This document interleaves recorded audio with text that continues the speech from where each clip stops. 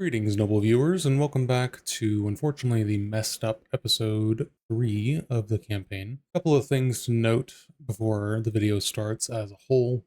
Unfortunately, we've had a few more people drop out from the group. Hela, the Veilborn Paladin, and Astraean, the Elinari Lunarch. Both of them had to step out for personal reasons. Also, for this episode, unfortunately, my OBS didn't pick up any of the players' voices for a large chunk of the recorded session. And so I've been sitting on this recording for a few days trying to figure out what I was going to do. And I'm going to leave it up to you guys. I'm going to put a timestamp here of when the players' voices are fixed and you guys can hear it, but it's much further into the session. You're going to be missing out on a lot of context as they explore the city and some big stuff happened. But if you want to just skip to hearing them, because I know it's a lot more of an enjoyable viewing experience, go ahead. If you want to listen through me for about 2 hours, depending on how much I cut this, I haven't started cutting it yet. Well, hopefully you enjoy my voice. Sorry about that, guys. The issue will be fixed for the next episode coming out next week. I apologize for this one coming out late, but I hope you guys enjoy it. Thank you again for watching, and I will see you guys on the next episode. So, at the end of the last session, guys, you had gone to sleep in the tavern. It was being paid for by Ranger Captain Edric Vale. You're in the city of Highbridge. You've just gotten off the road from fleeing from the now fallen town of Mist Harbor. Morning comes slowly, and some of you drift into awakeness, consciousness, slowly making your way out of the rooms. You remember that before you'd fallen asleep, you all had a little discussion with a mysterious dwarf, Eric, who was proposing to join him on his little expedition to a forgotten dwarven city to the north. It's Kor Kazreth. You also were planning to meet with the lord of the town. Ranger Captain Edric Vale was supposed to be meeting you guys at the tavern again this morning. He didn't exactly give a time, though, but as you look outside, the sun is just starting to peek over the horizon, so you guess it's around 6 to 7 a.m. in the morning. As you guys slowly make your way out of your rooms, does anyone want to do anything? Does anyone have any morning ritual they want to do before we move downstairs?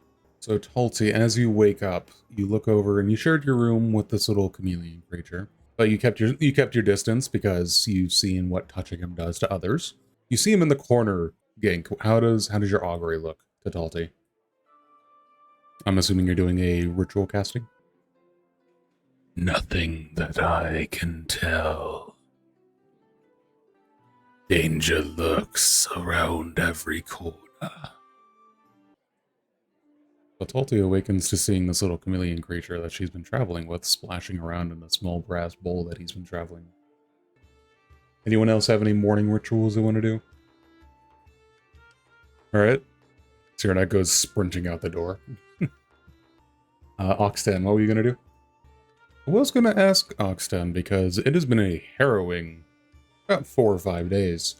You came up to the north with plans on bringing back a fine trophy for your Packmaster to showcase your valor in combat against a fearsome creature. But in these past couple of days, you've learned not only that the gods that your people have denied, saying they are not real, in fact real, they do bless certain individuals.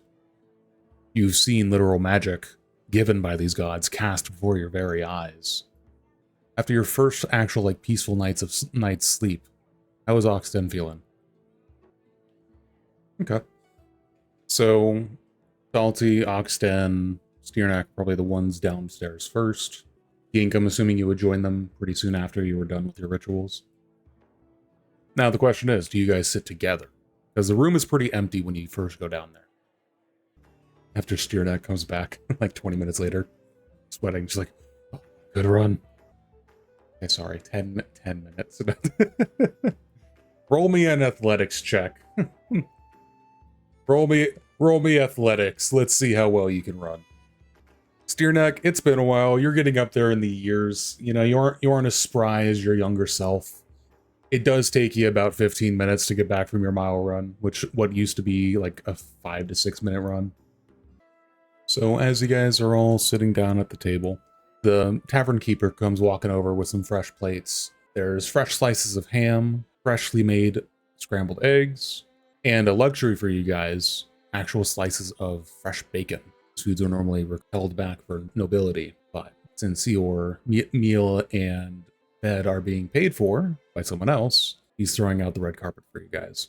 Of course I can get you bread, Missy. I apologize. I didn't think you'd be interested. We have some fresh rolls from the baker down the street. We have some peasant's bread, of course. We also have a loaf of sourdough, if you'd like that. It's an actual, so this is medieval times, so they don't really have rolls. It's really a big loaf of freshly baked bread. I'm going to assume you want the sourdough. He brings back, he walks away, brings back a platter of fresh baked sourdough bread. The steam is still rising from it. It's that fresh. Yeah, so he brought out an extra like wooden platter. And these aren't like normal loaves, just to give your mental movie a better image. It's not like an actual loaf like nowadays. Most breads back then were made in like a circular pattern, so you would rip it apart, kind of like a bread bowl. As you guys are eating, he just stands there. Well, Mrs. is gonna be glad you enjoy her cooking. Just to let you guys know, the ranger captain appeared earlier. He had a mission he was sent out on, so he couldn't meet you guys here as originally planned. He did say that the Lord would be ready to meet you in the next couple of hours. He has some personal duties he was attending to, but he would meet you at the castle, and I'll just walk off back towards the kitchen. Alright, so you guys take your time, eat your breakfast. He brings out some tankards of water, as that's normally a custom in the morning, not to get people drunk right away. I'd assume it takes you guys like 30 minutes as you guys kind of just relax and eat. As you guys are eating, and as this time progresses, Velunir also joins you guys down eventually. She takes a couple pieces of the food. Some of our companions are missing. We got word during the night from, and she's going to look at Zerko, from our handler, Kalinor, Estrayan. They've been called back. As for the gray one, Kalyria, I believe her name was, she's not in our room. I do not. Did any of you possibly see or hear her leave? I am still a bit injured and roughed up from the trip. I'm going to stay here in the tavern. Guys, need to rest up further. Respect your elders. And she's gonna smirk at you and then give a nod to the rest of the group. Make her way slowly back upstairs. There is noticeably one other member of the party that's missing. The large 9-foot-tall wolf woman. Still not joined you guys downstairs. But as you guys sit there listening, the tavern is still kind of quiet. You hear the faint rumbling of snoring coming from upstairs. Wrath is passed out. If you want to roll... What is your background? Are you a soldier? If you want to roll either insight or perhaps history, but with advantage, go ahead. You can't really tell, or you can't really recall anything like this specific coin, but just from your basic background as a soldier, it does kind of look like something a military or some kind of group or some kind of faction would have as a calling card. Your best guess. Your background as a soldier as well, yeah? Go ahead and roll a history with advantage as well if you'd like. For Talti and Zerko, you can also go ahead and roll a religion check if you'd like. Normal.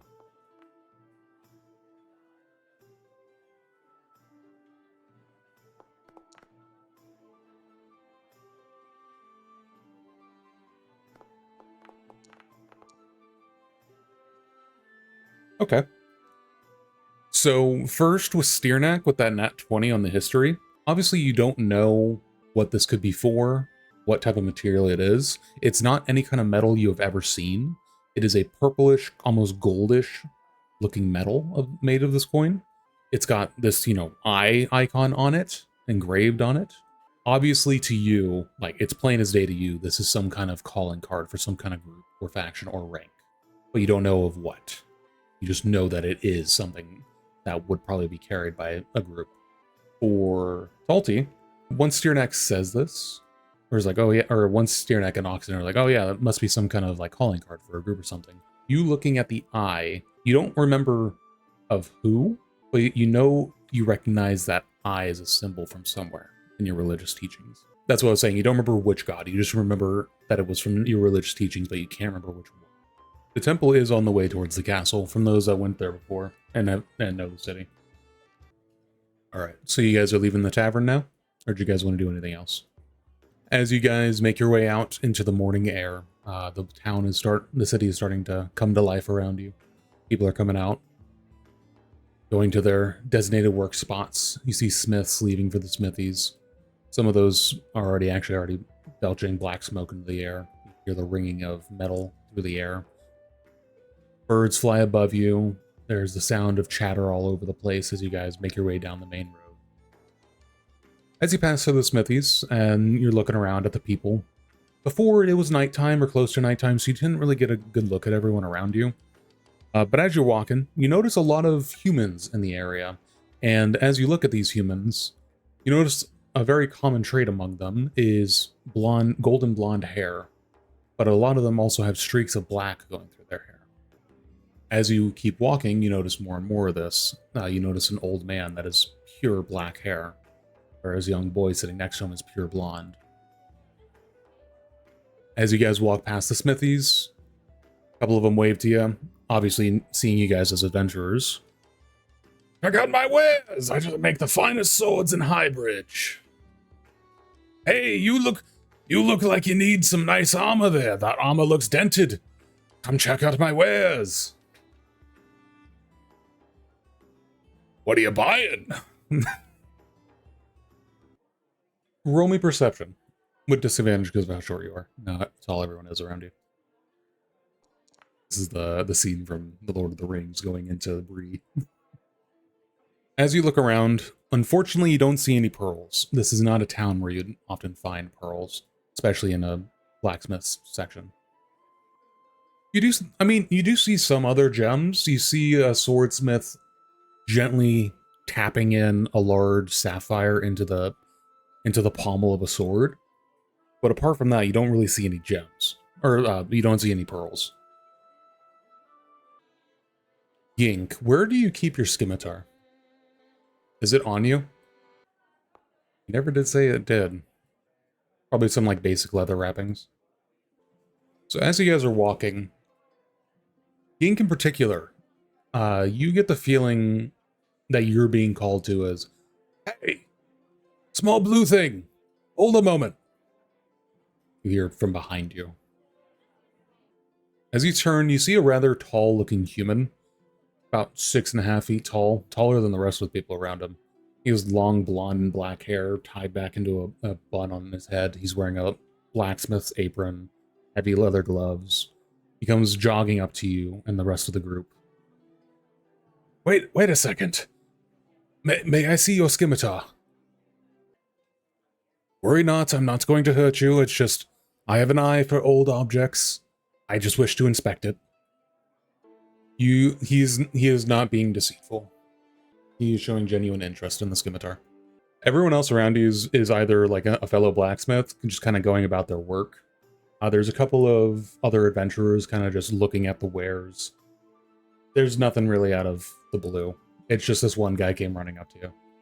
May I see it? He asks as he holds his hand out. Yes, I am an admirer of old artifacts. I just wish to look at the sword and inspect it.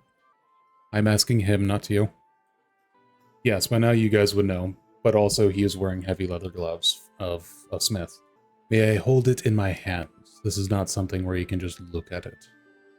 I wish to see if it's actually the real article. I do not understand the suspicion. I just wish to admire it.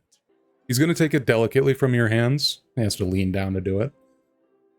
But as he does, nothing happens. He doesn't try to sprint away with it. He just lifts it up in his arm, in his hands, looking at the metal, holding it up in the light, seeing how it glints off it. Remarkable work. I do not mean to doubt you, friend, but you didn't forge this yourself, did you?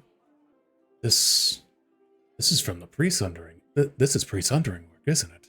He's gonna take a wide step back from you guys, not again to turn and run, but just making some room. And he's gonna give it a deft flick with his wrist, just swirling it around him for a moment to test its balance. Marvelous. Thank you, friend. You've quite some luck to find this piece, and he's just gonna hand it back to you, pommel first. He's gonna pause for a moment, eyeing you. I do. I am an admirer of these sort of old works.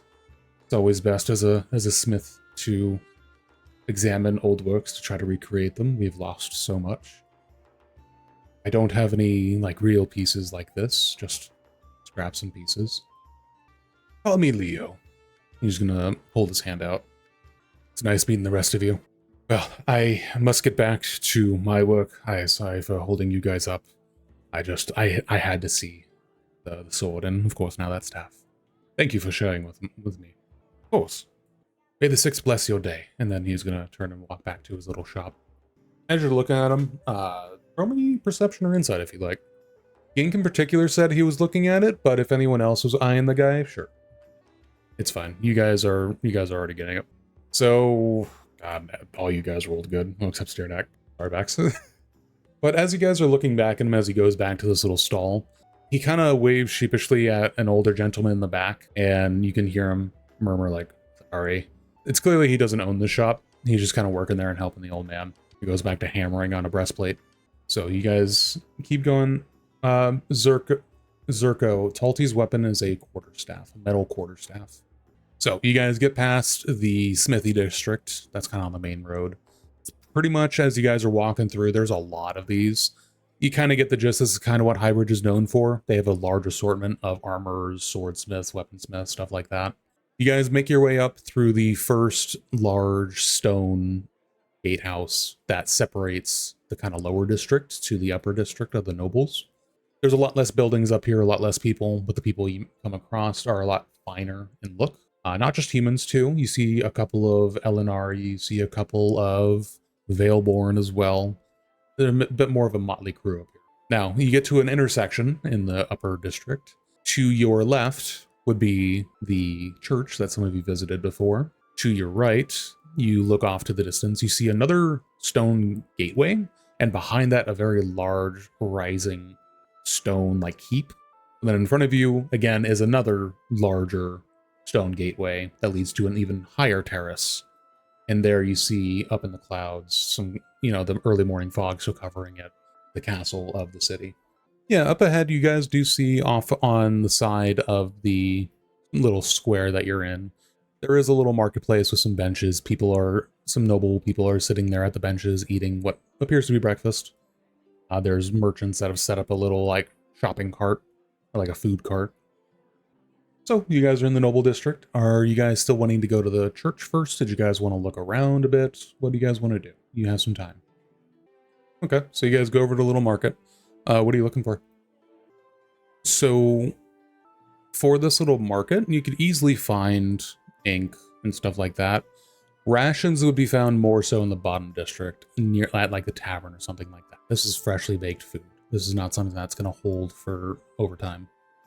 It's more so like a breakfast kind of court, like a food court. There are some buildings that are like actual like merchant buildings, but it's still like 7 to 8 in the morning now at this point, and many of them are still closed. You can still find some like basic supplies, especially when you were walking through the lower district. We could have said a couple of the merchant stalls there would sell you like the bread, ink, paper, stuff like that. Roll me perception or investigation. Okay, so you look around for a little bit, and one of the smaller buildings off to the side in the corner has a little like bottle icon on it. You can kind of assume that might be where it is, but as you go to open the door, it's locked. You hear an old man from inside. "We're closed! What do you want, a miracle? No, it's still morning. Come back later." There are some basic like general stores that you can see. There's like a jewelry store. Talty, I know you said you were looking for clothing. There is a tailor's shop. But again, these are all closed at the moment. It's still very early in the morning. So, as you guys make your way down to the temple, assuming everyone's going down to the temple, nobody said otherwise. So, some of you were already there before, so you open the doors. It's the same as before. It's a large open building. There's not as many candles out and, flicked on because it's the morning sun is coming and the light is coming through the windows. So it's very bright inside. Not as moody as the night before. You see a couple people walking around, see a couple people praying at a couple of different altars, but otherwise nothing in particular stands out to you. You see an older gentleman sitting near the altar of Aurelia. He's currently reading from a book. Roll me perception. And the symbol, you mean the symbol from the token? You look around and you don't see any symbols apart from the 6 who stood. So Gink was posing the question to the group, asking if you guys should go talk to the old man. As you wander your way down, the man, at least from the back of his head, he has kind of dark, pepper gray hair. Seems to be kind of balding, but he keeps his hair short anyways. Looks to be in his mid-40s, maybe early 50s. As you get to his side, he has a short, trimmed beard. But his focus is entirely on this little book that he's reading. He doesn't even notice you. Rolling perception. So, he does have a fine linen, overcoat on. And it's a deep green color, so obviously he's a noble of some kind. To afford such rich texture. You don't see anything, actually in particular, but you see the bulge of what is clearly a very heavy coin pouch on the inside of his jacket. Or coat. Is everyone watching Gink do this? Steerneck, the former guard. Okay. We're going to do a couple rolls for this. So, first off, roll me stealth. Yeah, he makes no notice of you at all. With how small you are, how engrossed he is in his book, he doesn't even notice you. Now, roll me sleight of hand with advantage because of that really good stealth roll. So, you manage to slip your hand into his coat as you go to tug on it. But not only do you slip a few coins off, you manage to get your hand into his coin pouch and just grab a handful. You can't see right away how much you grabbed as you quickly put your hand back into your own. But you feel like a good chunk of coins in your palm. The man is going to just... What? Who are you? What do you want? I don't do handouts. I'm not going to give you a handout if that's what you're here for. I had a good education. Why are you asking this, strange small creature?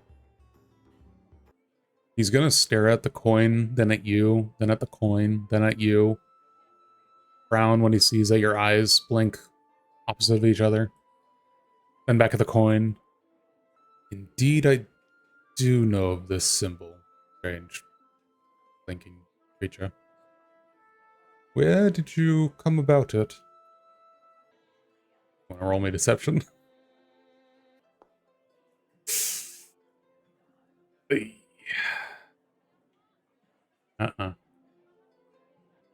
He's gonna look at you in the eyes, unblinking for a few seconds. Indeed.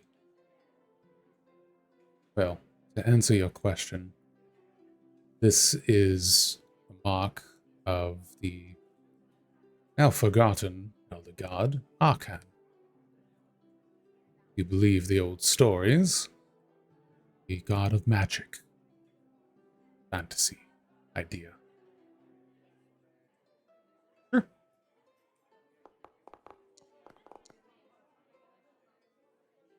You're not there with him. He is being truthful with you. Like I said, he is forgotten. Many in the scholarly community believe him a farce, a myth. Of course, the world was destroyed so many years ago. Thanks to some old surviving writings, we know a little bit of what it was before. And of course, people love to exaggerate, or casting fire from their hands or with their minds. It was said that this Archon was the one who allowed us to do such things.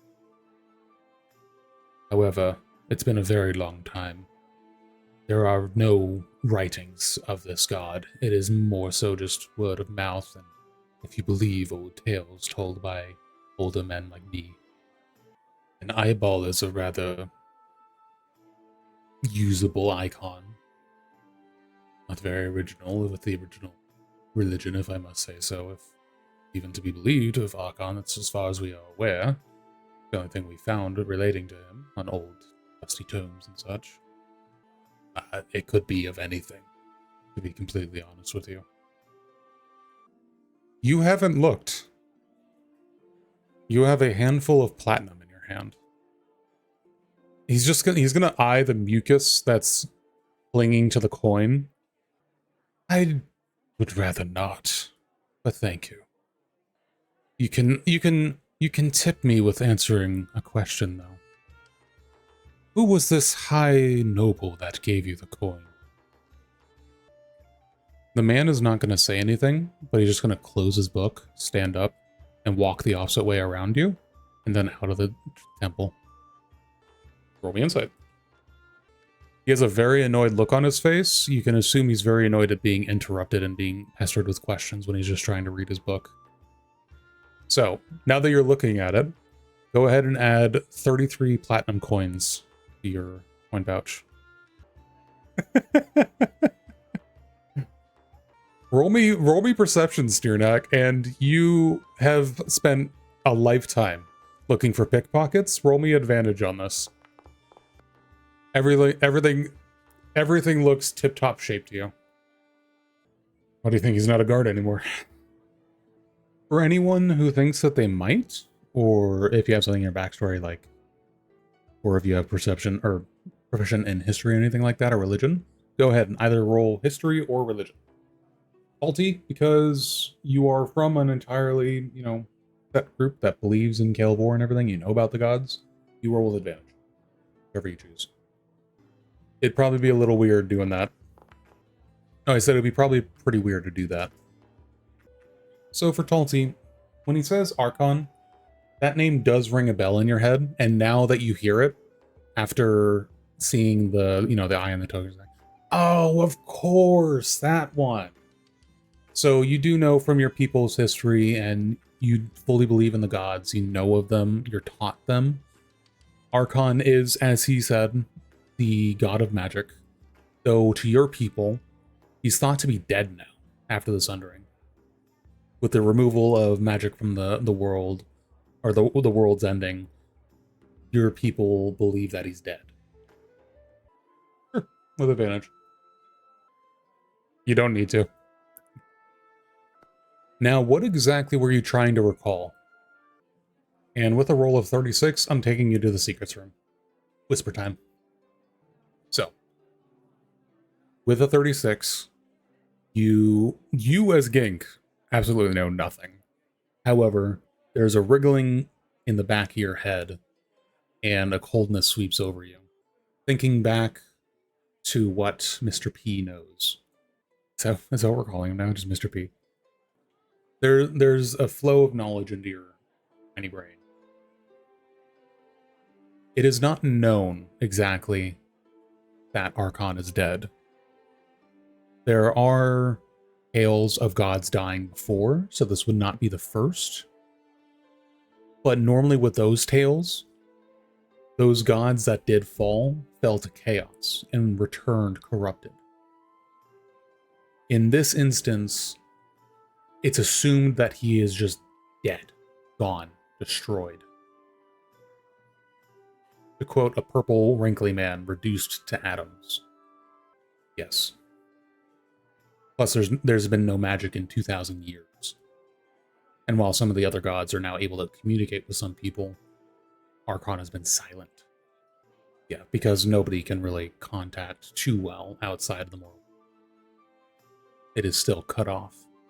Yeah, as of right now, there's been not much contact. If you want to think about it in the sense of how it works with the, holy magic, there's like a big barrier around the mortal plane, and only after a couple thousand years can some of the gods finally get a little trickle of power in. Alright, tongue, ear whispering done. Suddenly you see Ging's head expand as his brain expands with new knowledge. Fucking Megamind. He's fucking blue. Yeah, it's fucking genius. We gotta save Matrocity. Does anyone else do anything in the temple? As a group. You want to try to catch him as he walks out? What symbol are you talking about? Oh, okay. Roll me persuasion, because he's pretty annoyed at this point. He glances at the page, then at you. It's the last question, I swear. By the 6, I swear. Alright. That is a little crude drawing, but I believe that's of Thazul. lesser known deity. A good day. Oxten, Steernack, you guys want to do anything while we're here? Okay, so Oxten wants to stay at the temple for a bit and join you guys at the temple or at the castle in a bit. Is everyone else okay with that? Oh, you're not allowed. Come, doggy. All right, so everyone else kind of shuffles their way out of the temple and start making their way down the path. Oxten, I want to go with you first. What did you want to do here at the temple? Do you remember the six? So that was asking out of character. Do you remember the six who I mentioned before? Or okay, so it's Aurelia the Dawn Mother. It's the Bastion Eternal, the Atlas of War, Chemris, Halvor, Thyros, and Velcora. Only 5 of them have altars, and that is Aurelia, Chemris, Halvor, Velcora, and the Bastion Eternal, who you actually see at the Bastion's shrine. You see what you recognize as Grath's old halberd, still sitting there. The only one that is missing an altar is Thyros, but you see a lightning icon that's engraved into the floor itself. Roll me a religion check. I'm gonna move you to secrets.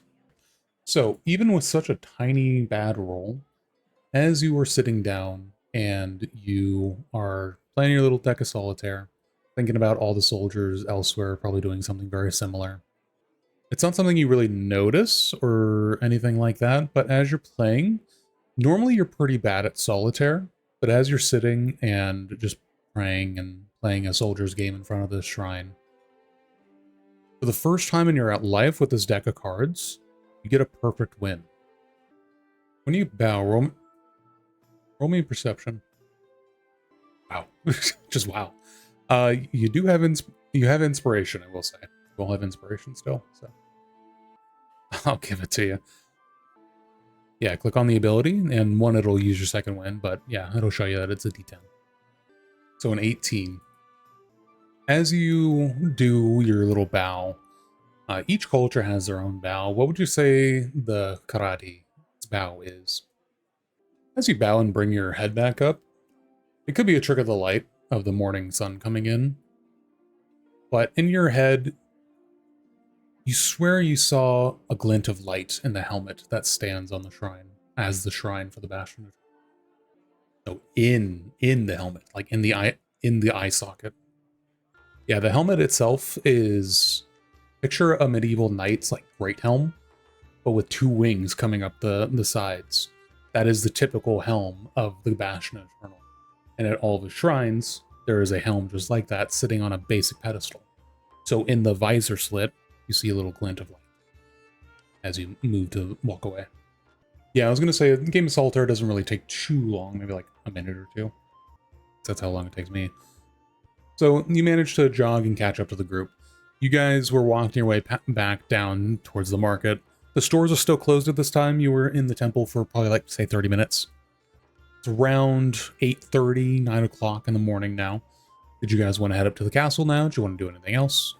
Yeah, for Oxton, as a raider, not even you have really seen platinum too much. You're more used to like gold and silver. Platinum is extremely rare. Roll perception. Oh, then yeah, if Gink's not hiding it, then yeah, everyone sees this. Well, you did show it off to the group as a whole, which means the square is kind of seeing this too, and they heard your discussion. You still feel you feel a couple of eyes on you that are not a part of the group. As you guys are discussing this and everything, actually, here comes the blacksmith from before, Leo. He comes walking up. He has wiped the grime off his face. You see that he's a bit older than what you first thought. He's kind of like mid-40s. He's got a scar going down his right eyebrow onto his cheek. And he just kind of sees you guys up ahead. Oh! Well, fancy meeting you guys here. I finished my work. I have some other business elsewhere in the city. Pardon me, I am in a bit of a rush. I'm expecting somebody. And he's gonna kind of move past you guys. Oh, it's not later enough. Go away. How much longer are you gonna keep bugging me? Go away. Nothing. Just silence. One of the passerby sees you doing this. Oh, don't mind old Manfred. He's an old coot. He usually opens up in like an hour or so. You know, old people get the early morning sleeps. As you guys are kind of doing all this, Gink, since you interacted with him, and Oxten, since you're standing next to him, and technically also Sternak, since you're interrogating Gink, you would see Leo kind of push past you guys. He doesn't have his leather apron on anymore or his gloves, but you see him actually walk past and going straight towards the third upper tier of the city. 2 questions. 1, the coins are covered in his mucus. 2, where are you patting him? Oxten, he is going to pat you on your bare leg on the fur. I need you to roll me a Constitution saving throw. You passed it. So, as Gink hands you these coins, you feel a cold shiver run up your arm when they land on your palm. Then he pats your leg, and the same cold shiver goes up your leg. What is the damage? No, that's what I'm looking at really quick. So it's proficiency d6. So Gink, I need you to roll me a 3d6. Then Oxen's gonna be getting half this. So you take 5 points of damage, Oxen, as this cold shiver runs up your body. You can feel it in your nerves. Pain doesn't go away afterwards either. You feel a throbbing pain running up your... Which arm did you take it? Left arm, right arm? We'll say left. So you feel a throbbing pain going up your left arm and up your left leg. Alright, so you guys want to do anything else? Did you want to go back down into the lower district? Did you want to go up to the castle now? Alright, so you guys follow the path that Leo just walked up, going up another ramp into the third higher tier district of the city. There's even fewer people here, even fewer buildings. This is the actual, like, rulers of the city. There are very rich-looking people up here, kind of milling about in the small gardens outside the castle. There's also a larger number of guards milling about, keeping an eye on pretty much everyone. As you guys walk up to the castle itself, 2 guards are standing at the entrance, and they just cross their halberds against each other, blocking the way. Hold! Speak your intentions. Name. A bunch of guys to go. Alright, come on in.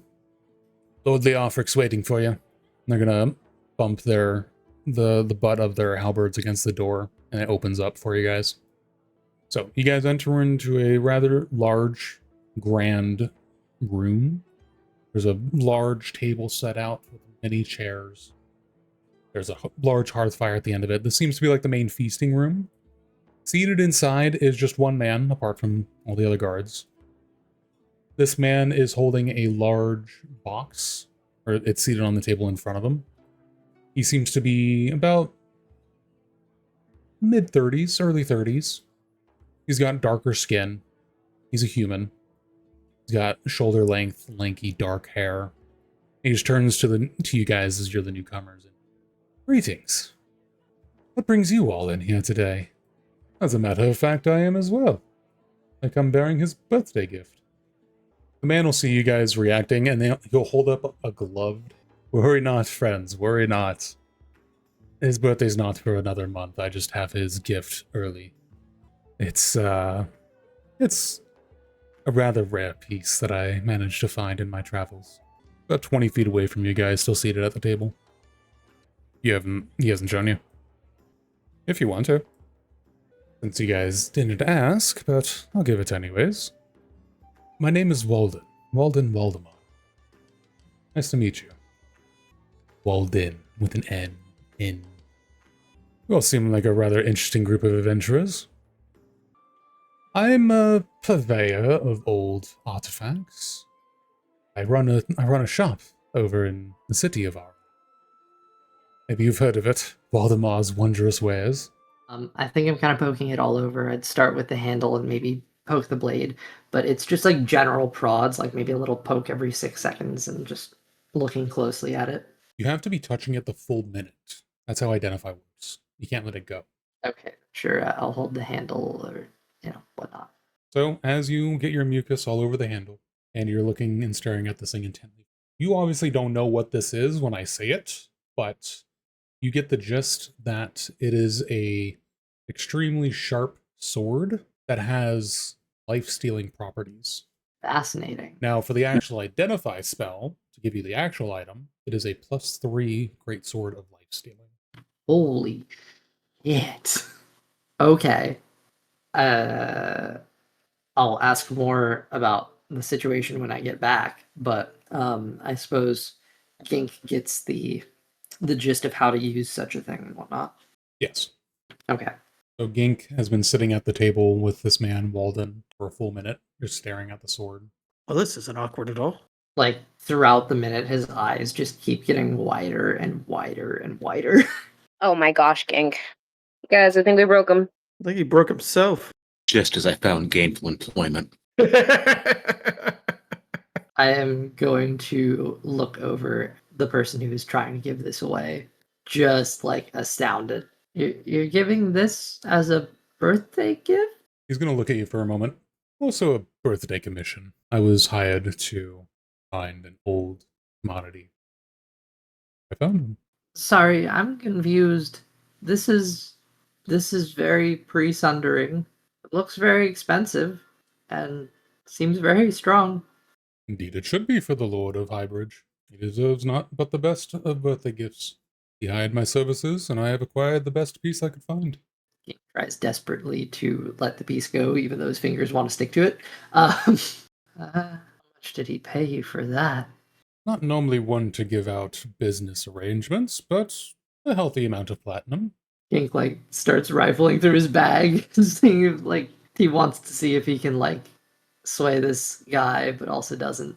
What does Gink know of professionalism? Gink is just gonna start like valuable gems and just be like, would you trade it for this? What about this? What about these together? He's just going to have a little huff. Just, little friend. There is not enough platinum that if you stacked it high as you stand tall to pay for my services to take this away. If this is meant for him and him alone. Looks a little dejected at that, but just says, but you do this, like, you find things like this? Indeed. I have a knack for it. So you've seen other things like this? Oh, of course. You can find plenty more when you come to visit my shop. Valdemar's wondrous wares. Would a stack of platinum as tall as I am cover that? Cover what? Visiting my shop? That's free. I could charge. At the shop, you have things like stronger than this? Stronger than this? No. This is just a sword that I found. I have other swords. I have armor. I do trinkets. I'm a purveyor of commodities for those that are interested. Gink is gonna look over at Oxton, who's right next to him, and just like give the look of, we have to do this. My eyes were already bulging at the sword, and now he did some weird stuff, and he started like offering him everything. Yes, I'm going to this guy's shop. We're going to this guy's shop immediately after the Lord. As Gink is like putting stuff back into the bag, realizing he's not going to be able to buy it off of him, he'll probably also provide a little piece of cloth to clean off the bit of the handle that he got mucus on. He's being considerate. Don't worry about that. I've dealt with Sholani before. I know of your mucus. He's going to take his left hand, he's going to just casually wipe it off. Gink feels very seen by this individual all of a sudden. It is a human man, yes? Yes. And he's going to go ahead and maybe if you are good with magic stuff like this. I'm sorry, what do you mean magic stuff? Wait, you didn't know?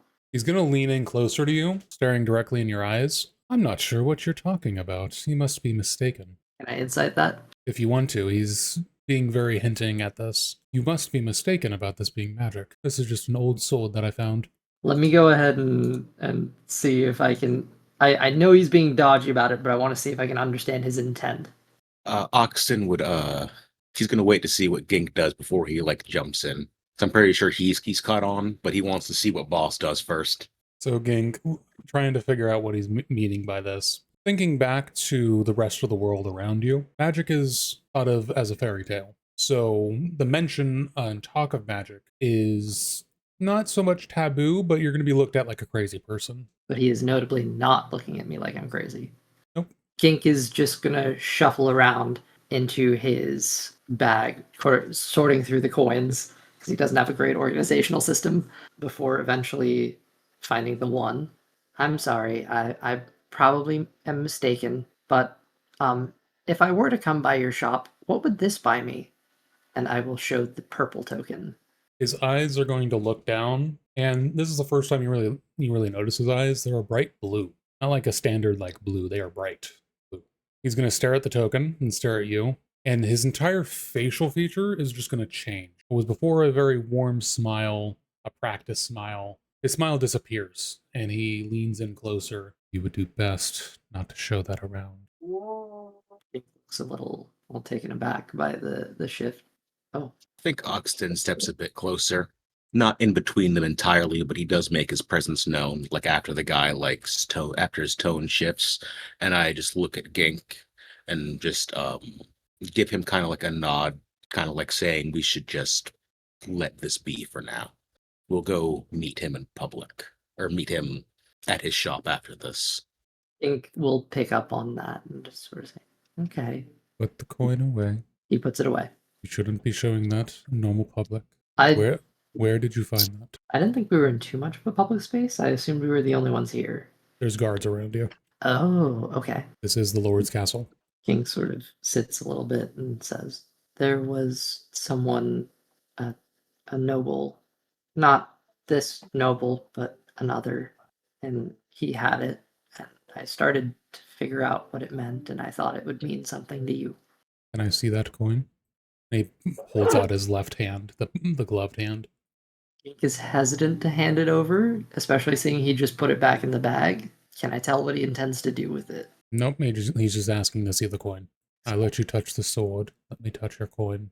Fair is fair. I'll pull out the coin and hand it. He's going to hold it between two of the gloved fingers for a moment. Not even for a moment. He's going to sit there for a full minute.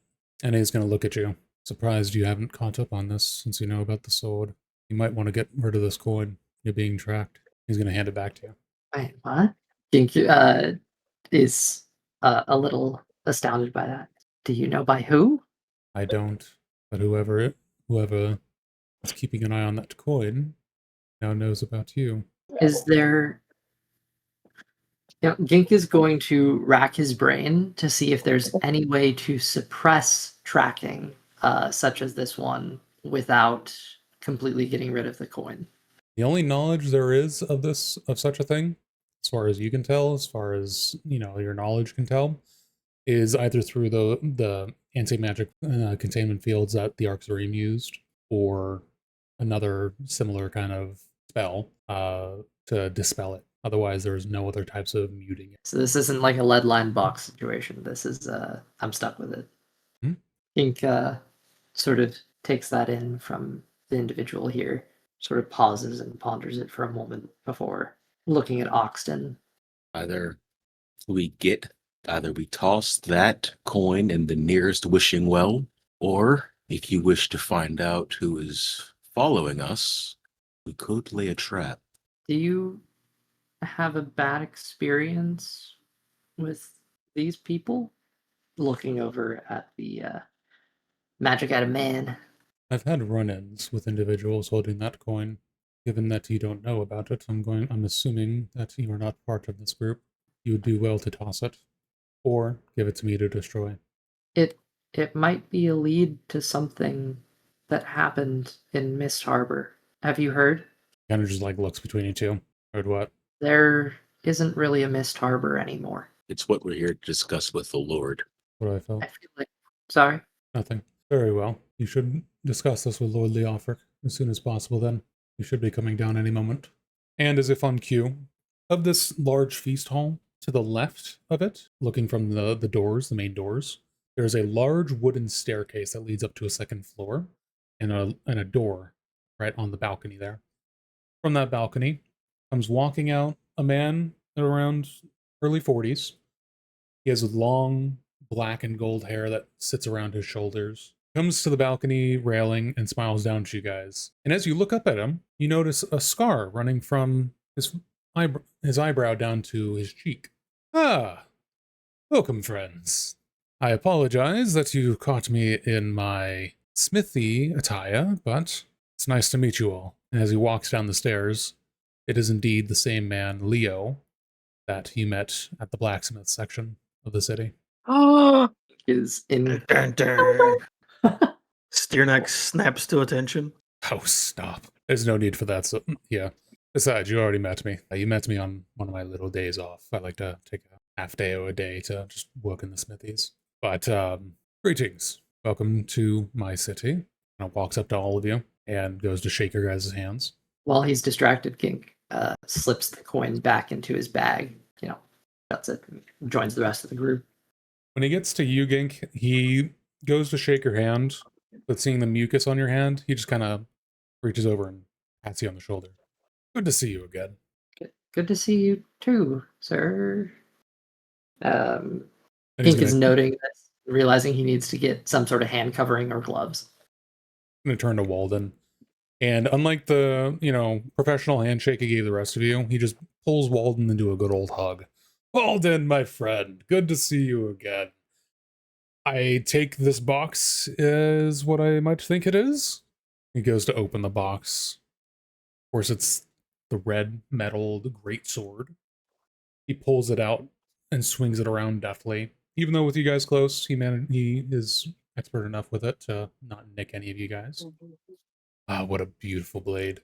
Tell me, what time period is this from? I absolutely Walden's gonna say my lord, it's an Oxarim sword, dating thousands of years even before the Sundering. I know you've been looking for older pieces, and it took me a while, but I got this for your birth date.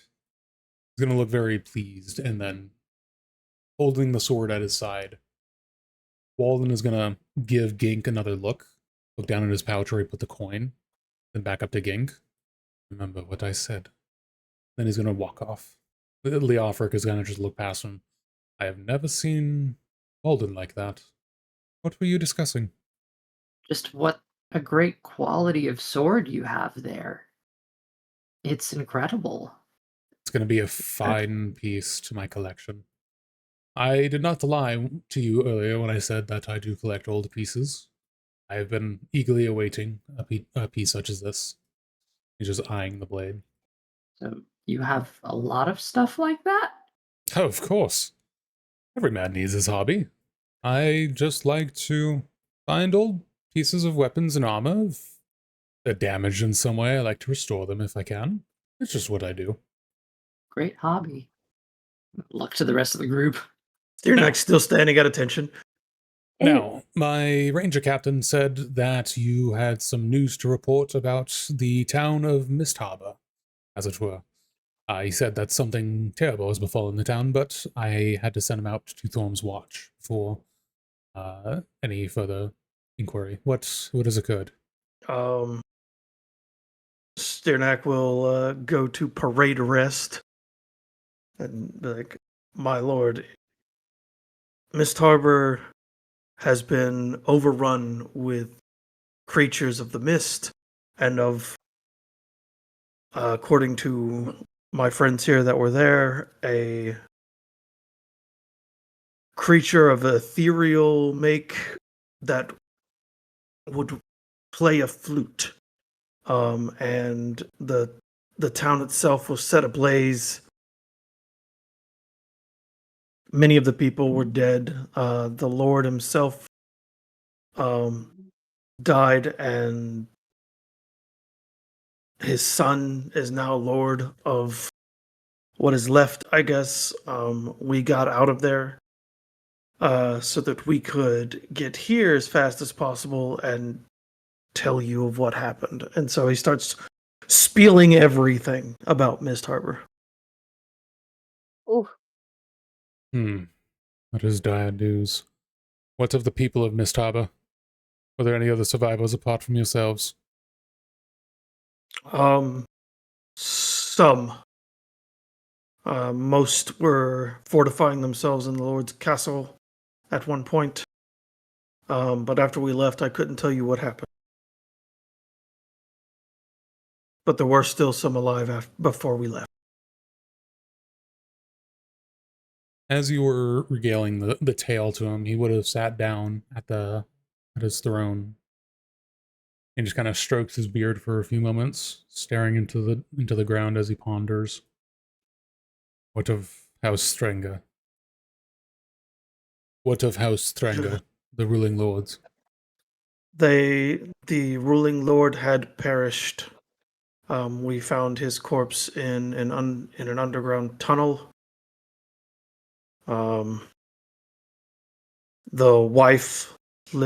His wife survived. His son survived. Eric. What a shame. I think his son is the new. You said that his wife, what was it? Lady Elise, I believe, and his son Aldemir live. At the time of us leaving, they were alive. Yes. This is grim indeed. He's kind of picking at a few of his beard hairs now as he thinks. All right. Well, it's a good thing I sent Captain Vale to Thorm's watch. They'll be able to provide some more patrols for the road. I know, of course, of the Wraithvale. Everyone in Elrond does. You say that the Hollow Men and the Mistalkers have attacked the town and destroyed it. What of the fog itself? I know they As move we with the were fog. as we were leaving, it had started to expand, but after, I'll say, a day, it had stopped expanding as far as we could tell. But it did extend for quite a few miles outside of Mist Harbor. Well, this is dire news. The worst time. Mist Harbor falling, reports of a large Grozari pack moving through the marches to the north. Write that down, write that down. You say you came from Mist Harbor, yes? You wouldn't have happened to have run across any Grozari yet, would you? I've been hearing reports of a large group, probably in some hundreds. Out We of did not- character, did Hella and Greth talk about that to anyone? Yeah, I both believe of so, them Were the are yes. only here. ones? They did, yes. Okay. Okay.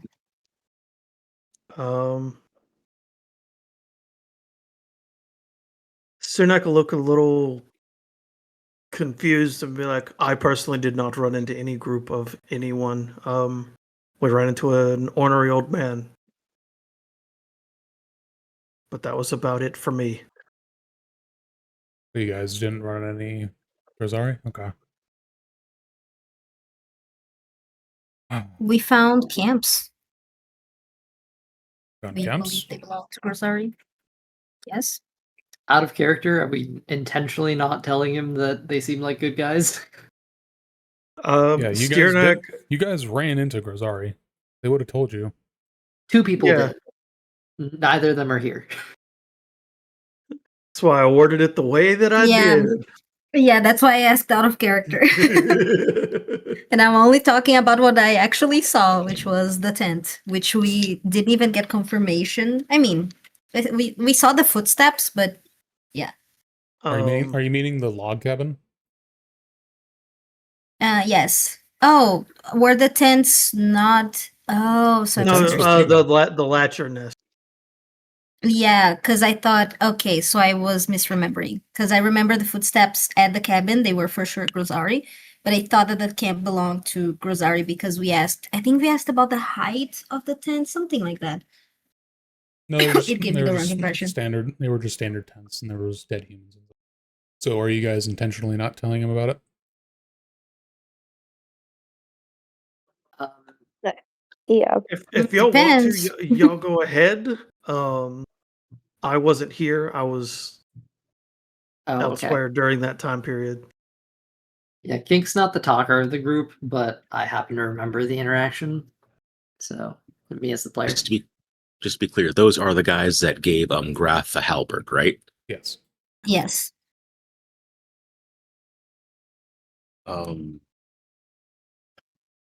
The Oxen wouldn't know, so he can't vouch for them. So he's not going to say anything. Yeah, the only thing that both Zirko and Oxton could say was that both of us found Grozari footsteps at the cabin, Yeah, but that's all. neither we of can us saw really anything. avow to.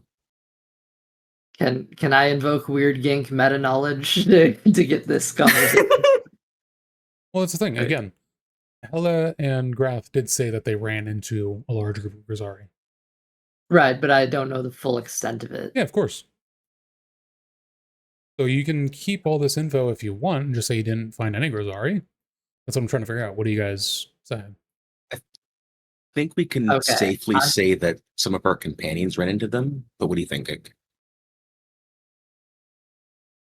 Obviously, we traveled together for days, so if it's okay, I'll assume that I have a little more knowledge than Kink would have typically. And like say that they weren't that bad and they gave the new halberd and all that stuff, right? That's chill. Yeah, seems fair. Okay, cool. So Gink will waddle on up for a second, since this guy had an interest in a scimitar earlier. And he'll say, actually we did run into some Grozari. Well, really, we ran into the wake of some Grozari. We ended up staying the night in a cabin on the way out of Mist Harbor. But it seemed like it seemed like maybe some Grozari had done some really bad things to the people that lived there.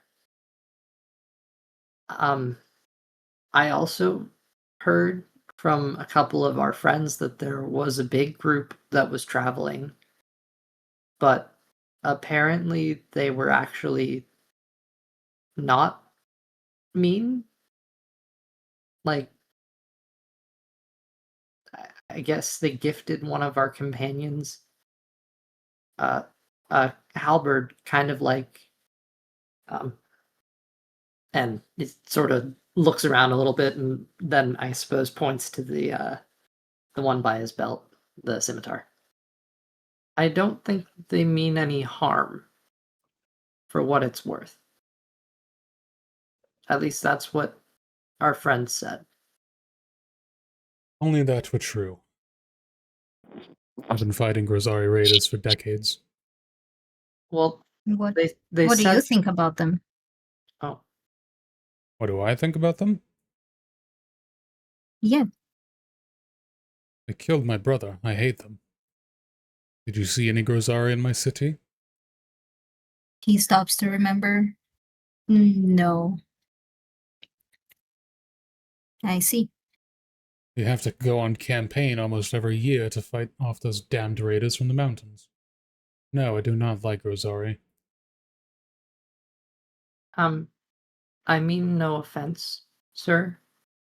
King sort of does a little respectful, like confused bow. He doesn't know how to do this.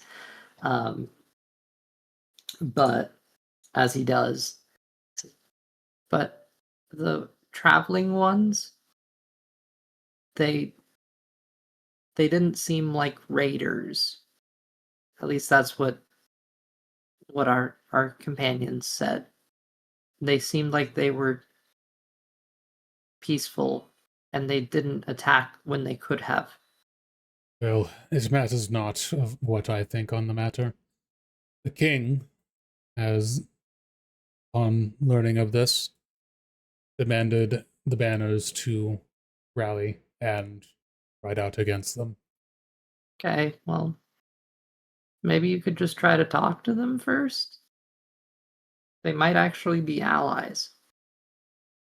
Perhaps. That's not my concern at the moment now, though. Mist Harbor is. That's my point. They might be displaced by the Mist Harbor situation too.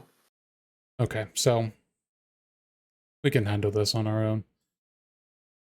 As for the Lord, as for Mist Harbor, I will hope that Ranger Captain Vale will find any survivors on the road. Did you find any clues? Was there any kind of reasoning that could be pertained as to why the sudden attack on the town? Mist Harbor has been standing on the banks of the Thala for generations. The locals did say that the Miststalkers had been getting closer and closer year after year. Maybe something finally gave way. How trustworthy does this lord seem, based on the interactions we've had so far? He seems to dislike Rosari, but does he seem honorable overall? Yeah.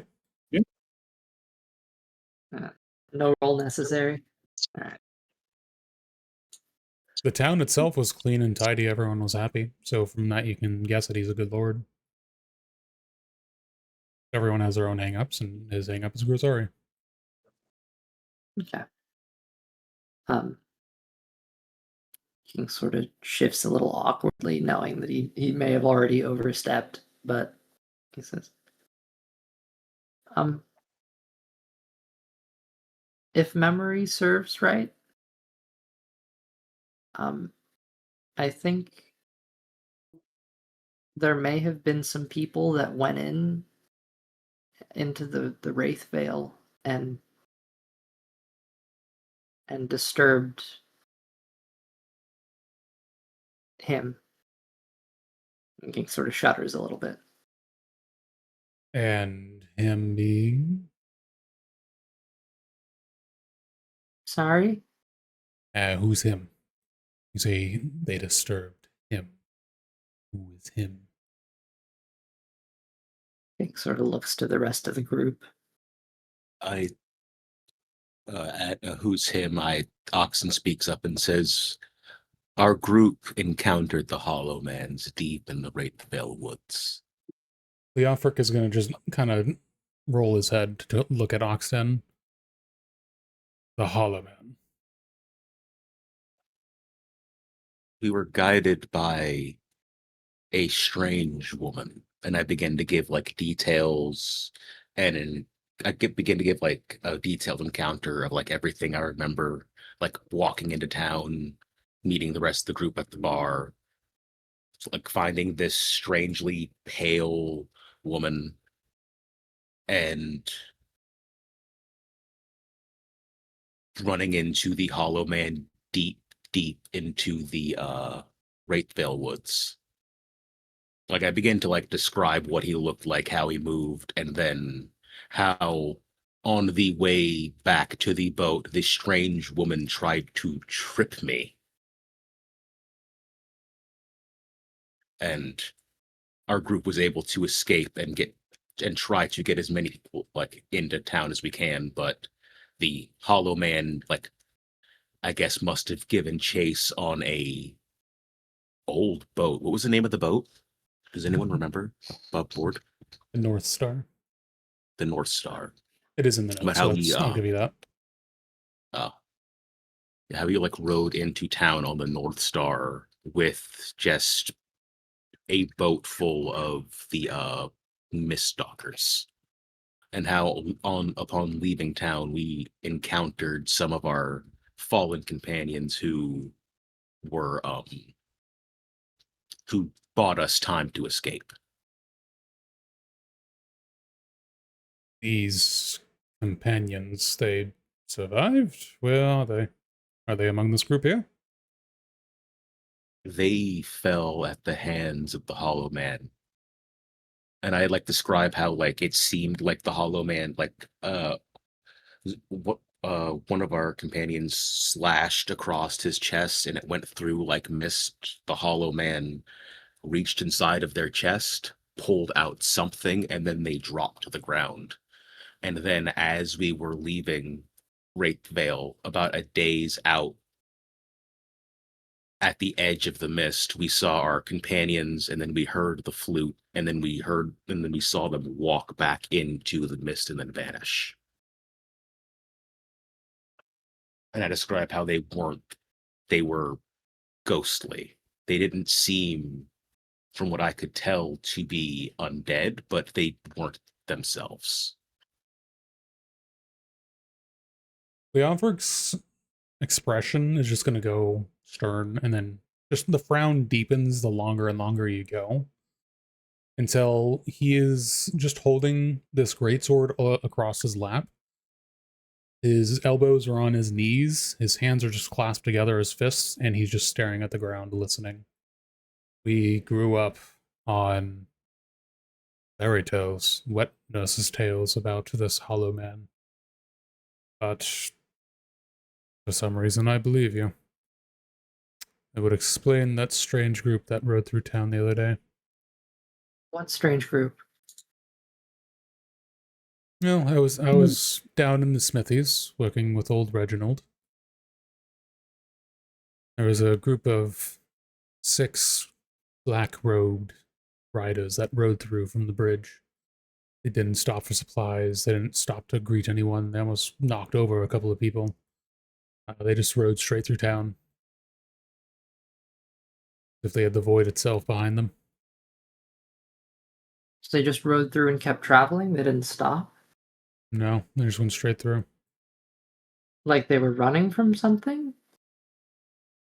That's what I said, yes. They almost ran over a few people. Their horses were at full gallop. Did it seem like they were carrying anything? I don't remember seeing it, to be fully honest. I was helping up an older woman who was knocked down by one of the horses. King sort of thinks about this for a moment. Looks to the group to see if anyone's picking up what he is. Don't remember anyone passing us on the road. Yes, but there were people who left Oh yeah. before we did, and we think they're the ones who killed the Lord, remember? Oh Above Yeah. table. yeah. Yeah, above table, there's a group that we're trying to track to Vanderhold, if I remember correctly. Valderhold. Valder. Yeah. Yeah, I didn't have the big map, sorry. What did who ask about Zerko? I didn't ask anything. As me, as the note taker, am asking what are you guys talking about? Because I have too many notes. That's what I was asking, because you just said, what did he ask about? Ooh. A lot of people asking questions. Because you guys were, you guys were talking about passing by someone. What was? Oh, I missed Yes. whatever you guys were saying. Leofric was saying that, oh, this must be a part of the group that passed through town a few days ago. And he was telling you about a group of 6 individuals that were wearing black robes that went sprinting through town on their horses, not even stopping to get out of people's way. Okay, thanks. Yeah, they didn't stop for supplies, nothing. They just kept riding right through. And out of character, Gink is thinking that, hey, maybe these are the guys who stole whatever it was they stole from the Wraithvale, which means we're probably on their trail. How many days ago exactly was that? Probably, at this point, 2 days. 2 days. We stayed here overnight. Right on their heels. Maybe we can catch up to them? If they were riding that hard, their horses need to rest. And so do they. But they just blew through the town. They probably But blew then- through the town so they wouldn't have to answer questions while they were here. Lower risk. That's what I'm saying. It took us how long to get here? They must have been going days. full tilt. It took you 3 days and you weren't going at a fast pace or anything. Yeah. They must have been going full tilt, only taking like mechanically speaking above table. They must have only taken like short rests and stuff. So like to sprint to town that fast, they have to be tired. No, the assumption you're making is that we left at the same time. I'm thinking they left before. They did. Yeah. Going back in the notes, they came a day before the expedition even started. Okay. Okay. Yeah. All right. So Gink is going to sort of look to the group and say, I don't know. Maybe we can investigate those folks. Do you have any care for them? He turns to look to the nobleman. To be honest, I don't really care. That's not my pressing concern. Right now, it's the hunt for the Grisari war party, and now this destruction of Mist Harbor is my primary concern. for the safety of the realm. 6 outlaws, rogues, whatever you wish to call them. They can be dealt with later. But what if they had something to do with it? If someone starts a fire, do you try to catch the arsonist or put out the fire first? You split your workload. You send 2 people after the arsonist, and then the rest work on the fire. He sort of looks at Steernack with a very wise. Oh, unfortunately for right now, we don't have enough hands. Most of our young lads are currently up by Thorm's Watch, currently dealing with the rebellion. So I don't have 2 hands to go after 6 bandits and deal with Istaba, the Grozari raiders, among other issues. Understood. What about us? If your group wishes to go after this band, you can. I'm not giving an order, though. You're not beholden to me or the realm. I frankly don't care about this group of 6. But you care about the Grozari. Yes, because they are well known to kill entire villages. Just a week ago, I had to go help clear out a burned down hamlet, move the bodies from them. He sort of looks down. He doesn't really understand the full dynamics at play. But sort of loosely. Yeah, no, this isn't his argument to have. It's just unfortunate the people that should have it aren't here. So, Yeah, I thank you for giving me the information.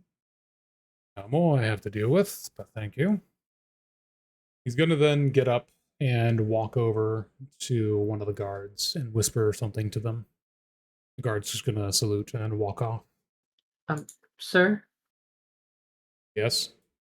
I did mean what I said earlier. Maybe the Grozari can help you with the Wraith Veil. Not the Raiders. The others. I was meaning to ask you about them. Why did they give your friend a weapon? We're not there, sir. We don't know everything, and the person they gave it to is their speech, let's say, is limited. I can I try to am- tell you what I remember. I was gonna say that out of character, since Zerko and Hella were supposed to be close, I'm gonna assume that Hella told Zerko about just this exchange, just so that we have some information. Is that fine? Again, I've said this like 3 times. They told you what they did. Yeah. So yeah, fine. I forgot the question. Why did Grath get the halberd? Thank you. Apparently it was a trade. A trade. Map for a halberd. That's what I heard. A map? Yeah. Oh, really, Service. Okay. Now they know how to get through our land. He kind of just stands there, annoyed, tapping the pommel of the great sword. And then the guard takes a few minutes, but then comes back carrying a sack in his hands. Let it not be said, though, that I don't reward those that give me information about such grim tidings. For you guys, split it amongst yourselves however you wish. Deernack will take the sack. Pretty hefty sack. Looking into it, you can guesstimate there's probably like 90 silver in there. Okay. We appreciate this payment. Thank you. Unless we have anything else. He kind of just keeps looking at you guys. Well, I was about to say, unless there's anything else we need to tell the guy, we can skedaddle. We could also, out of character, we can ask if he has any quests he'd like to send us on.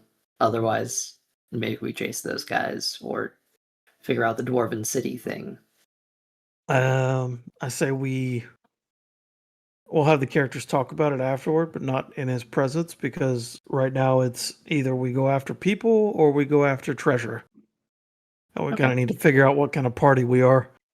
If you guys do wish to help the realm and help, my burdens a little bit, there are a couple of issues that I could use a set of adventurers to help me with. Such as? Namely, that burned down hamlet that I told you about. We have yet to catch the group of Grozari raiders in the area. Be willing to pay a bounty on each head that you bring back. They've been harassing the local farmlands for a month and a half now. Don't know where the camp is. We will think about it and get back to King gives a nod, of course. And walking over to the group within enough earshot that the Lord would be able to hear, he'd say, I mean, I don't mind going after raiders if they're actually hurting people. Neither do I. But we also have other things to consider. Steernock will give a salute to the Lord and start walking out unless somebody else has anything else they wanted to do. Or ask. Zerko just looks at Lord Leofric and says, I am sorry for your loss. No matter how long ago it was. Not of agreement. He just stayed silent. Zerko nods and starts heading out. As you guys head out from behind you, he just says, "May the Sixth bless your day." You as well. Should I say happy birthday? Feels a little insensitive. It doesn't feel appropriate. I don't think it's the right time. Okay, I don't think it's the right time. Good heart. Your heart's in the right place, but it just wrong timing. Wrong time.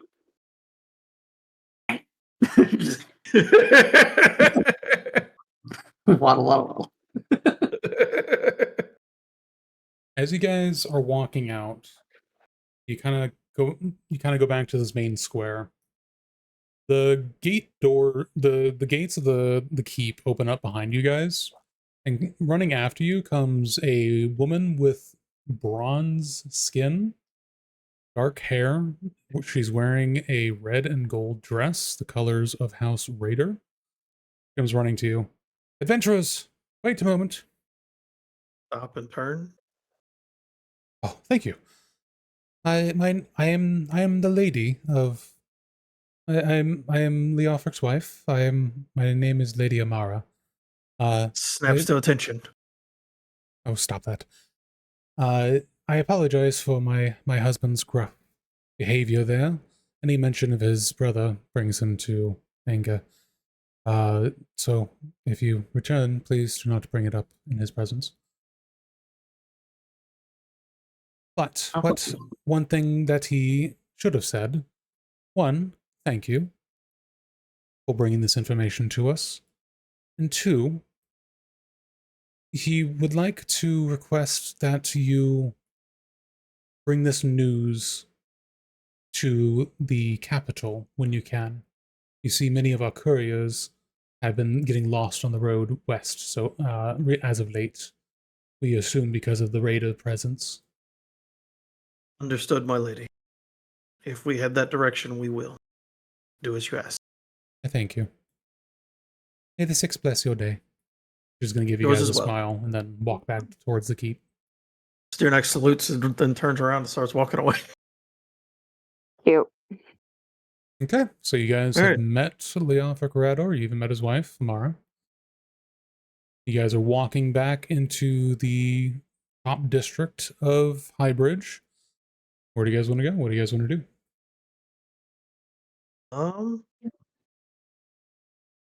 It did Probably take a little bit in potion there, to- so it's probably like 10 to 11 in the morning. To the potion store. Yeah, I was gonna say we should probably talk a little bit while we Oh yeah, Yes, Genji's going. please. open. Yeah, do a Sorkin-esque walk and talk. Yeah, Yeah. yeah. So I think we have two things to the west and one potential money thing to the north. Did we get directions to the hamlet? I'm sure if we ask a guard, they'll know, or the ranger captain if we see him. Yeah. So to step in for that, they did say that he was sent up to Thorm's Watch. Yeah. Not high up guard numbers, probably, but no. Yep. Opposite direction as predicted. And is Arlon the capital? Yes. So it has a nice star next to it? Okay. It's also the place where that magic shop is. I mean, artifact shop. That might be worth visiting. Could we ask somebody how long it would take to get from here to Arlon at a fast pace? Yeah, a guard. I used to be an adventurer like you guys. I used to make the trip quite often, but then I took an arrow to my glute. Can't ride like I used to, but that a hard ride used to take me like 3.5 days, give or take. We might be able to find those people before they make it to the capital if we're really fast about it, assuming their horses slowed down and whatnot. What do you think? Well, we could try to catch up to them, yes. The thing is, they'll probably avoid any settlements with any real presence of people. Well, they charged through this one. Mm-hmm. This is the only bridge crossing the red one. Yeah. Oh, it looks like Arlon doesn't have a lot of, you kind of have to go through it too, right? Yeah, unless you want to wade the river, and that does not look like a small river. So it's possible for one, and for two, we would be able to get the capital quest either way. So now it sounds like 2 points there versus something On first. on top of that, they're saying that the Grizzari Raiders are to the west of Highbridge. If They're in the marches, so it's in the general region. yeah. Okay, so there's 2 to the west and 2 north. Quest wise, big quest, small Yeah. quest. For Yeah. Possibly big quest. Remember, I do breadcrumbs. I'm not sure. Me, the player, is not sure. there. Gink, you get a calling in your brain from far beyond. Given that they rode through a few days ahead of time and they were already going very fast, you are not going to catch them on the road. Not even if their horses are suffering exhaustion or whatnot. As far as you can tell, no. Okay, that's tough.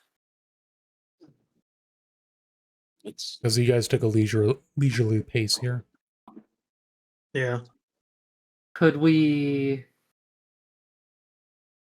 Because I did ask in session 2 multiple times. Yeah. I think we did the right thing, even though we're chasing somebody down. What if we went to Arlon and then did sea travel to Vanderholt? Would we be able to cut them off through that? Like if we buy passage on a fast ship? That depends on when the ships are leaving. That, if there's any wind, that if you can even get upriver. Yeah. It's There's a lot of ifs. It's not a port city. Shit, alright. The port cities, you can see with the little anchor next to it. So Arlon, Talea, and Mist Harbor. Well, playing Arlon now. Yeah, I mean, it's the entire other side of the Oh, wait, hold on. No, what if we just buy faster horses? They still have a 2-day head start on us, and they're hauling ass. You also don't know if it's an organized thing where they have horses waiting for them. Yeah. Even if they don't, any stop in a populated zone, and they'll just buy fresh horses. Yeah. Well, they didn't stop just- for this one. Highbridge, I think, is higher security than they were liking. Yeah, like they could have gotten to Greenfield and just like bought or stolen some horses, some fresh horses. Well, depending on the size of Greenfield, but yeah. Yeah. It's a pretty large field. It's nice and green. Oh, they got horses. Horse love Yep. Greenfields. Yep. I mean, part of me is like, if we get faster horses and get like stay on their tail the whole way to Vanderholt, they would probably take their first night, rest there, and we'd be caught up. Valderholt's like, what is that, 2 weeks travel or something like that? A It's week's take, travel? yeah. literally the other side, yeah. But that's the one, like, that's what we got from session 1 as a lead. Yeah. There's other stuff here, like the stuff Um, up in the Highbridge marshes are probably good, but If you wanted to get to Vanderholt quickly, the best way would probably be to, if we could, rent a boat downriver and then go to the sea if we could. Because it's the seaport town, I believe. Yeah, there's an anchor there. Yeah. So we again might be able to get a boat there and then ride upriver on our horses, but that's if. I just feel like we don't have a lead on these guys if they get to Vanderholt, and like the information is useless if we don't catch up. Like maybe they were just sprinting away from Miss Harbor, and then once they passed Highbridge, they chilled out. I mean, that they could have done that, but the likelihood of them doing that before, like, even Arlon is low. I were these guys, I would not chill out until after Arlon. And I mean, they probably don't have faster horses than us, which means if we started hauling ass, we would still be 2 days behind them, no matter what we did, and that would be at best case scenario. What if we like pushed through the night and got new fast horses in Arlon? Um, Yeah, but it's still more than one night, and you can't push a horse. yeah, I just the measured horses it. will It would die take- from exhaustion. It would take you about 13 days to make it from Highbridge to Valderholt at normal speed. Ah, shit. But something So that was are we- By the way, sorry. something that was common in medieval times, and what I was kind of hinting at here, is networks of fresh horses. Mm-hmm. It was Yeah, used in okay, medieval yeah, times. bigger It was operation. used all the way up until cowboy times Mhm. with the Pony Express. Yep, exactly. Yeah, Not saying and that if they have this, assassinate but people, I'm trying to give you guys ideas. Yeah. All I'm saying is, But I at think- best, we stay 2 days behind them. At worst, they peel off because they have stops where there are going to be horses. Mm. And then they just pull ahead of us by a day, and then a day, and then a day, and then all of a sudden we're a week behind them as they're getting into Valderholt a week ahead of us while we're, at the Varmins River or something. yeah. Yeah, and sorry for not participating too much in the discussion. I'm exhausted. You're good. We'll be at Zero some- brain capacity right now. I'm not saying we shouldn't go after them. I'm just trying to make it realistic as possible that like what we're doing is keeping a 2-day lead at best. Well, Yeah, yeah. I, too, would exactly. like to I If go we after don't think- them. pursue them and we want to afterwards, then we have no shot Yeah, whatsoever. they are at full speed. They have passed already a while ago. We're already late, and who knows, like what if we do follow them? Who knows whatever will show up in our path that could delay us even more. Nope. So do we just want to say fuck it and like pass it off to a higher authority and be like, hey, there's people going to Vanderholt? Yeah, there's a fire. I mean, so Also, they might. we're have gonna have to go to Arlon to bring news of what happened, right? At some point. I'm not She saying was right now. requesting it. It wasn't so much like, hey, go do this right now. It was a request from the lady. Yeah. The thing Also, what was her name? I gotcha. Thanks. what we could do, and I'll speak on the other side of things now, is we have the Dwarven settlement Mhm. plus the raiders in the marshes, which I think is in the marshes or up here somewhere. Just in this general region, yeah. Yeah. And no telling how long that's going to take, and it might just derail us completely from this main quest line of Mist Harbor. If we take too long with it. Which is why I've been pushing. But Vanderholt. But yeah. we could also come across something that answers questions. I'm not sure if we will or not. It's just that there is that possibility being there. I feel like if anything, we're going to get more questions in the other direction. But if we go to Valderholt via Arlon, or if we go to the Dwarven City. Yeah, I feel like if we go up to Highbridge, we're just going to open up another can of worms versus resolving the original one. But we just may not be able to resolve the original one at all. Okay, so the question is, do we say, okay, Mist Harbor's on fire, that's someone else's problem, Highbridge knows? Because that was originally what we were trying to do, was get to Highbridge, alert the authorities, and then try and make our way to Valderholt. Yeah. That was the plan. But now we're realizing that they are like a 2 days ride ahead of us. Yeah. So unless we can get faster transport somehow. Like, Unless the sundering is undone and I can fly again. I don't see a way. Even if the sundering is undone, I'm still just a dude with a bow. Yeah, and I can only carry so much. Actually, when you put it that way, let me wiggle my magical fingers here and see if I have anything. Yeah, if you have the teleport everyone wherever we want spell, that would be great. Yeah, I don't have that. I have a locate object, but that's 1,000 feet limit. Well, that could help if we get to Valderholt and we know what we're looking for. But you don't know what you're looking for? Yeah.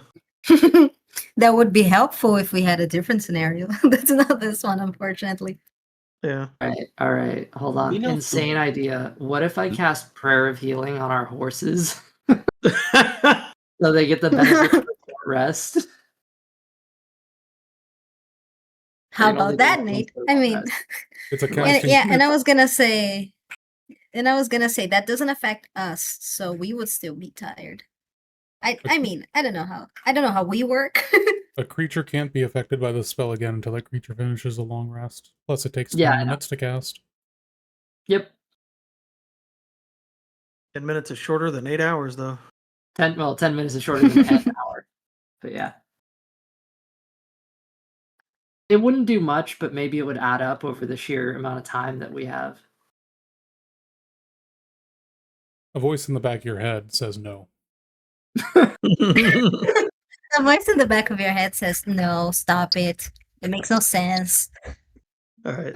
I think the voice in the back of my head wants me to find another quest. Well, no, it's a good idea. I'm just saying, for what you're trying to do, it wouldn't catch you up.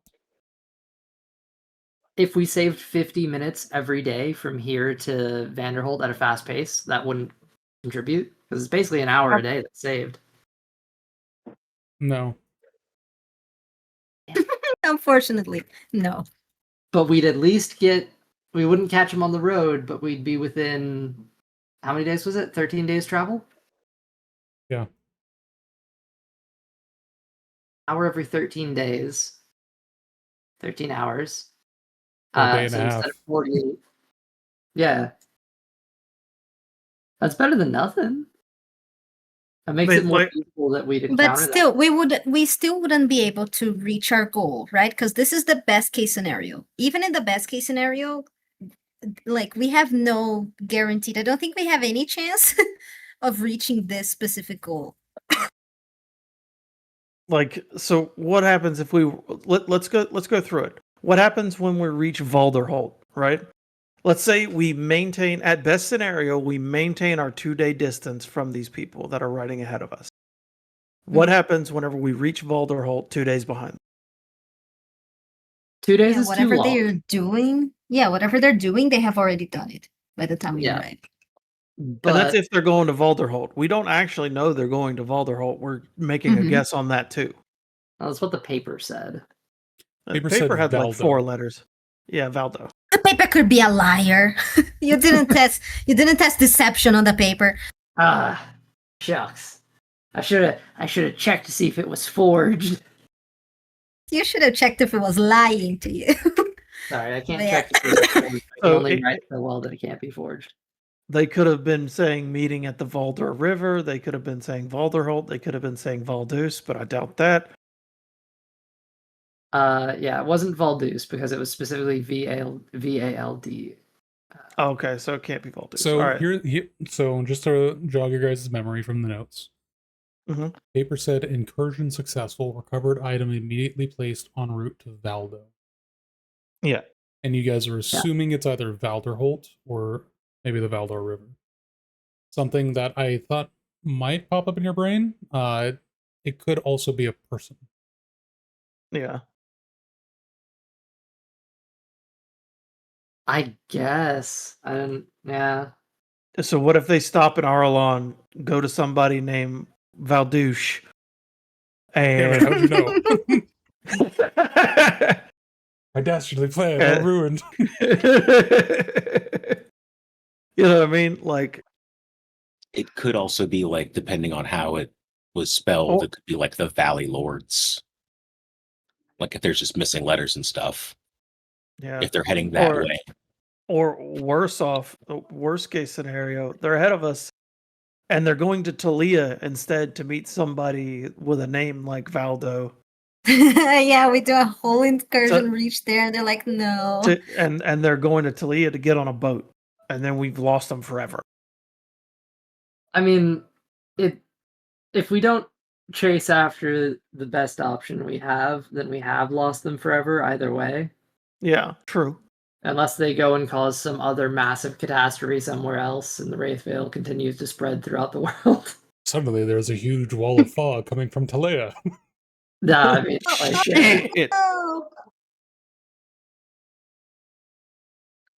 I don't know. Yeah, like But I it's feel like that's the answer to the Wraith Veil situation, and like we're just kind of letting it go if we don't pursue it. okay. But you are right that we are behind them. The question is if they're going to stay on that fast pace the entire time or not. Yeah, on top of that, if we stop in Arlon to give news to the king there, that's We're more still time. gonna take some time. Mm-hmm. But if we get to Valderholt, maybe we can get there just in time to watch the city burn.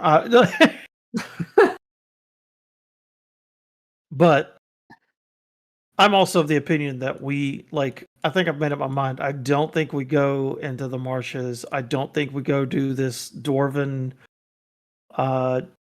dead city that nobody's come back from. It's not that nobody's come back from it, just it's been closed. Well, yeah. I mean, I was going to say our other option is saying fuck it and we go northward and, get some money. But Yeah. I mean, I feel like if the Valderholt option isn't valid, then like that's our next best thing to do.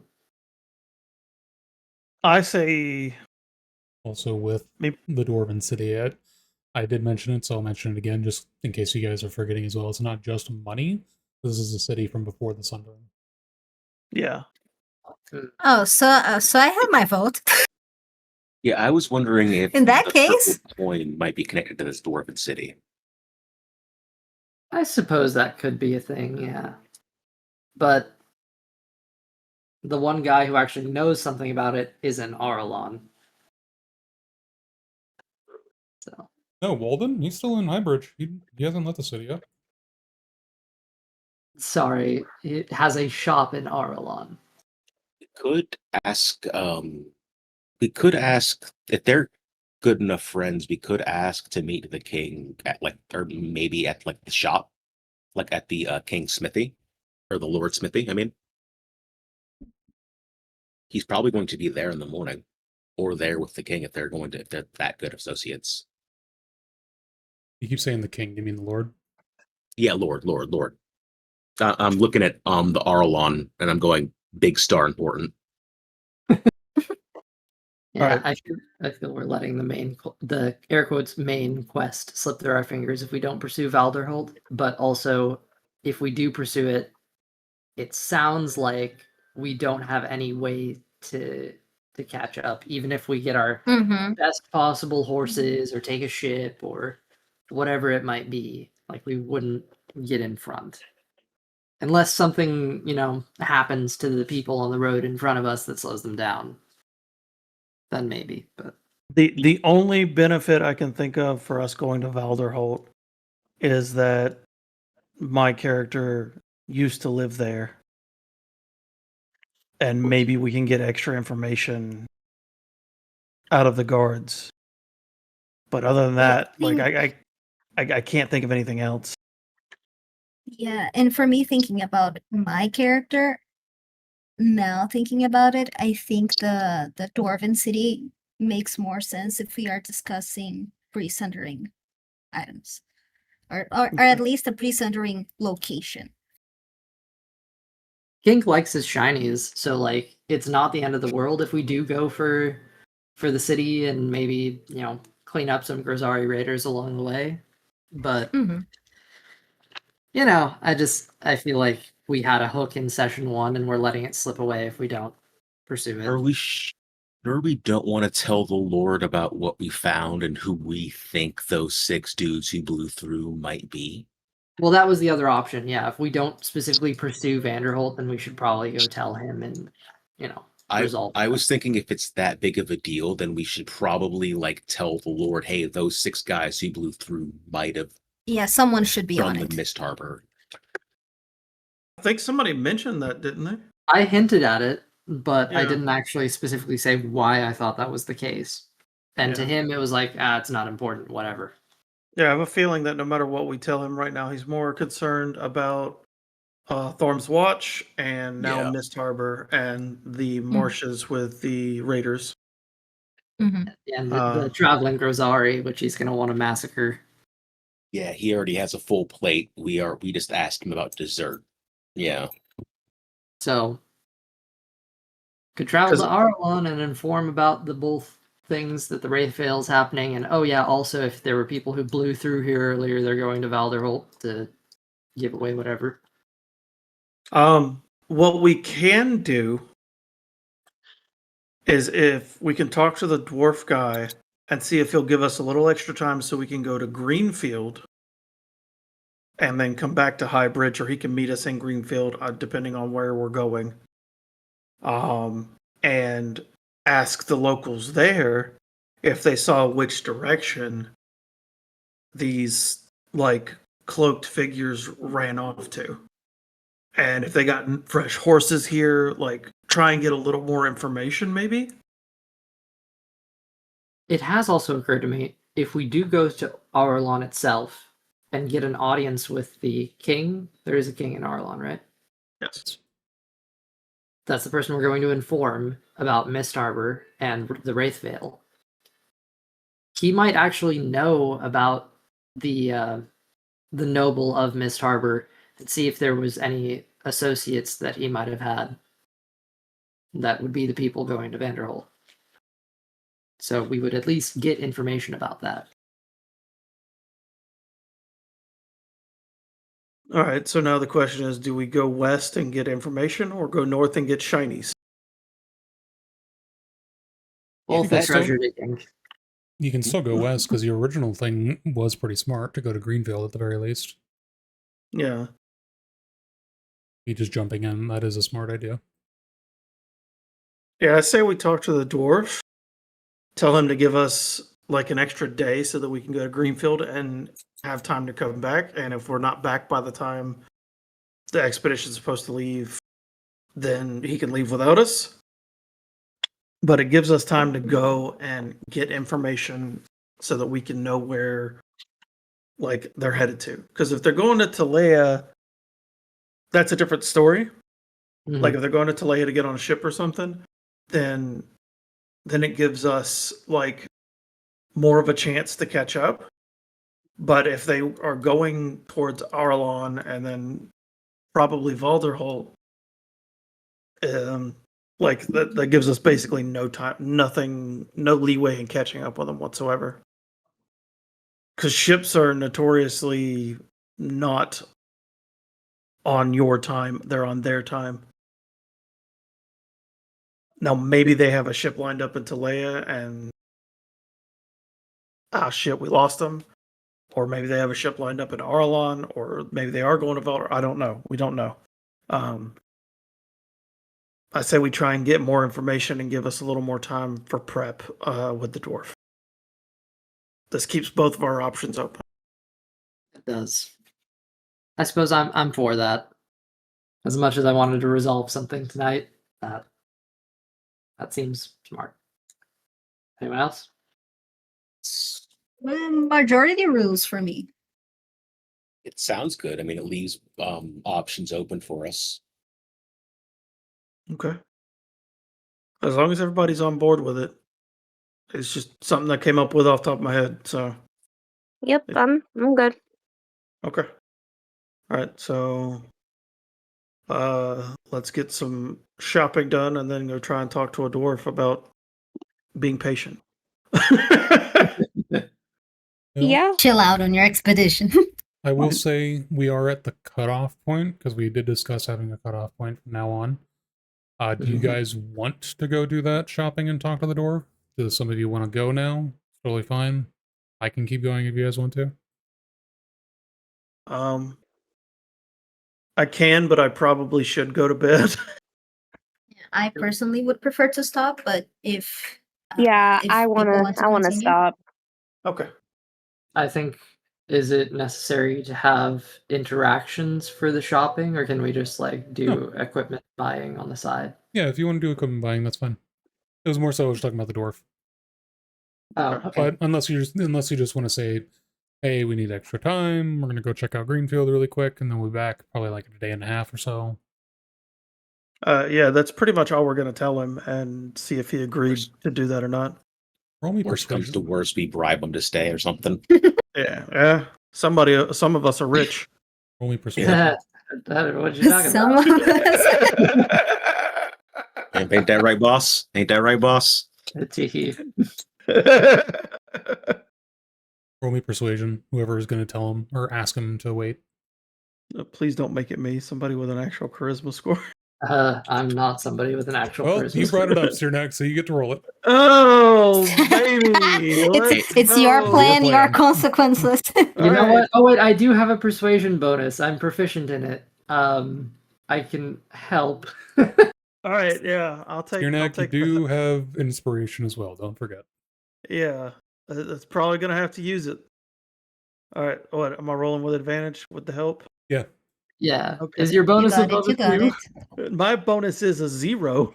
Oh, Okay, dude. 17. 17. Hey, 17. That's about as good as I'm gonna get it. It's better than Can my I try -1. guidance on that? That's fine. Yeah, It anything's was- better it than was- -1. It's fine. It's high enough. I'm still waiting on a few of my guys to come back. Yeah, that's no problem. Okay. I can wait. We appreciate your patience. Where should I meet? Is this confirmed? Are you guys coming on the expedition? Otherwise, why am I waiting? So we are going to Greenfield, and we need to ask some questions to the locals there. But we will be back in about a day and a half if we are back. If we're not back, you may leave without us. Fair enough. All right. See you back here in days and a half time. All right. Thank you. All right. Cool. I did not mean to smack my microphone. How dare you? I did not mean to turn on my microphone just to cough. Understood.